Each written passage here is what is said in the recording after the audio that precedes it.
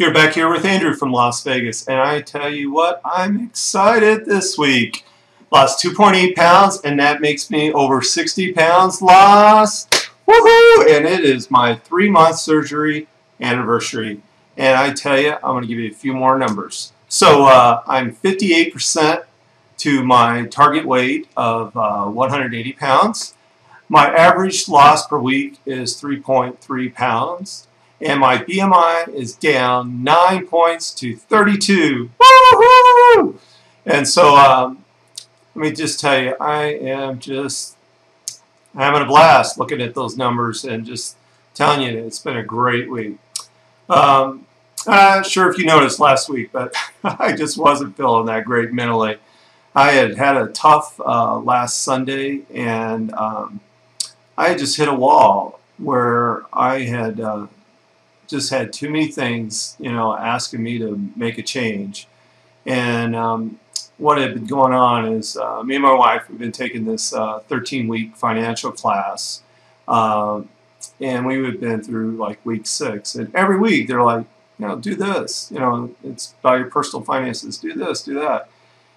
And I was just to a point where it's like, wow, I just can't ask anything to ask me to do one more change in my life. I just felt like I just hit a wall. And it took 2 or 3 days for me and my wife to work it out, to talk about it and stuff, and it was just so good to realize, and we both to come to an agreement that what I need to focus in on right now is this weight loss and working with this new lifestyle. And so we decided to put the class on pause, and then we'll pick it up beginning of next year. And oh, what a relief! And just to get the support from my wife that that's what she wants to do, and I just tell you, it was just such a huge relief for me. And what came out of it is I've been reading this book. It's about anatomy of food addiction, and my wife, she started reading it too now, and just to support me. And I just tell you, it just means the world to me, and just has really encouraged me this week. And I just can't thank her enough, and I just appreciate all her support that she's given me through this. And so anyway, I would like to share just a little bit about that book. Here it is. Let me see if I get it. It's called The Anatomy of Food Addiction, and that's by Anne Catherine. And I tell you, I'm about a little over halfway through the book, and highly, highly recommend it. It's really changing my mind. It's really changing how I think about things, and it's really helping me examine myself. And it's just been a tremendous book for me. And I tell you, there's like I forget what chapter it is, like 2nd, 3rd, 4th, so like that is really difficult and technical. And I appreciate an author that doesn't talk down to its readers, but that's the only chapter that's difficult. It's the only chapter that's technical. It's important to get through it, but the chapters before and after that are smooth sailing and real practical advice, really good information. So again, I just can't say enough about it. I'll tell you a few things that I've learned so far that maybe just seem just fundamental, but for me it was eye-opening. Emotional eating and food addiction are so intertwined. I just didn't know that. I didn't put those things together. And food addiction and the lack of food education are intertwined. And not so obvious is food choices are intertwined with food addiction.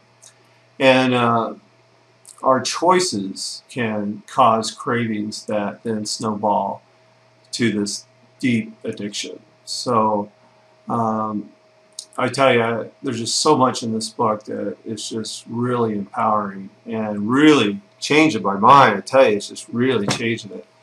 And so I'll share more in the weeks ahead regarding this book. But grab a copy, read it. You can get it on Amazon, and for the hardback, and then it's on Kindle and iBooks and all that. So highly recommend it.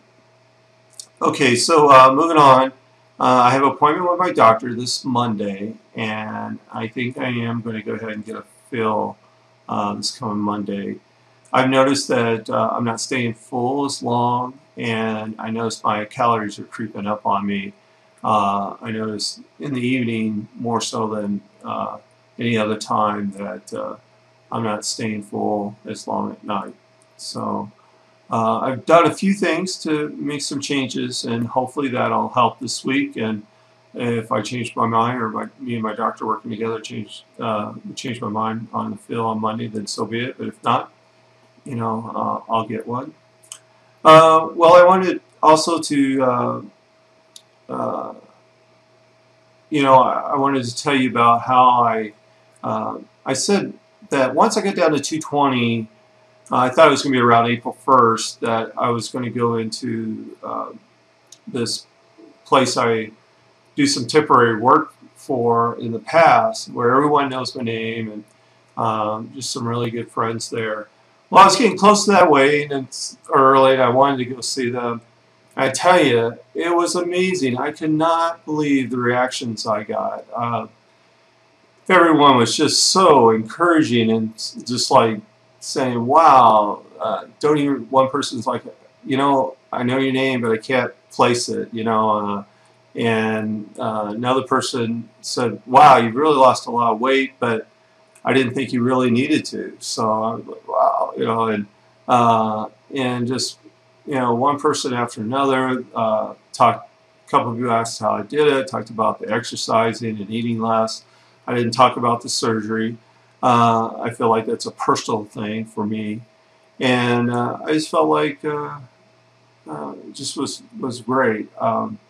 This last weekend, I met with some friends I hadn't seen for a while, and we stayed up till like 2 and 3 in the morning, just talking, having a blast. And I tell you, I felt more part of a group than I've ever felt for years. I just, I don't know if it was the confidence I had in me, or if it was, the weight loss or what. But and we didn't really even talk about the weight loss that much. These friends that I, was talking to this weekend. But I tell you, it was just, just incredible. I wanted to just talk a little bit more about my wife. She has just noticed so many changes in me, and it just seems like, it's funny, our hugs last a lot longer, and it's more just because, wow, this feels great. This is, she can reach around me so much better, and it's just, I can stand longer. Just everything feels so much better. And I've been wanting to tell you this story that was in our mindful eating class for some time, about how to get support from your partner. And this lady, she was talking about what a good cook her husband was, and always cooking great meals and everything. And she had the surgery, and then he was still cooking these great meals, and was really being disappointed that she wouldn't eat more. And so she just, she didn't know what to do, just, racked her brain as far as, what do I do next? How do I tell him that, I love his food, and it's great, but I really needed support and understanding.